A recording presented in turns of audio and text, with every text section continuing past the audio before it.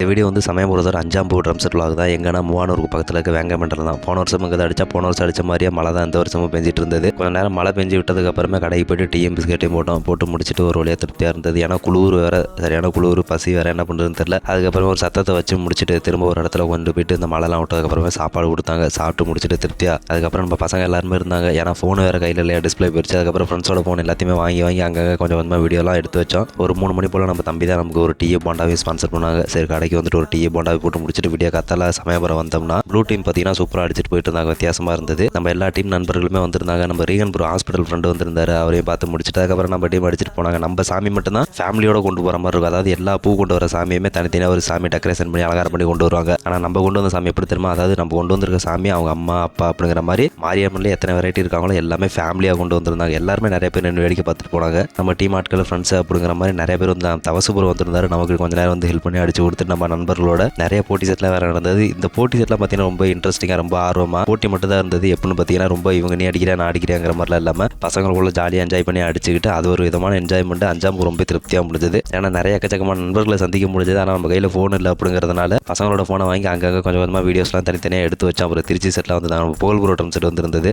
அதையும் பார்த்து முடிச்சுட்டு நிறைய செட்லாம் வந்துருந்தாங்க. ஆனால் ஃபோன் இருந்துச்சுன்னு வச்சுங்களேன், இதோட நிறைய ஃபுட்டேஜ்லாம் கலெக்ட் பண்ணிருக்கலாம். லாஸ்ட் வரைக்கும் எண்டு கார்டு, அதாவது பார்த்தீங்கன்னா நம்ம கையில் ஃபோன் இருக்க வரைக்கும் எவ்வளோ வீடியோ கவர் பண்ணி இருக்க முடியுமோ எல்லா வீடியோவும் 5ஆம் போனக்கு எடுத்தோம். இதுக்கப்புறம் நம்ம கொண்டசிலார் கோயிலில் கூட கும்பாபிஷேகம் நடந்தது. அந்த வீடியோ கூட ஒரு பையன் ஃபோனில் எடுத்து வச்சிருந்தோம். அந்த ஃபுட்டேஜில் நான் வாங்காமல் இருக்குது. அதெல்லாம் வாங்கினதுக்கப்புறம் உங்களுக்கு கொண்டசிலார் கோயிலுக்கு கும்பாபிஷேகம் விலாகும் வரும். மறக்காமல் ஃபாலோ பண்ணி சப்ஸ்கிரைப் பண்ணி வச்சுக்கோங்க.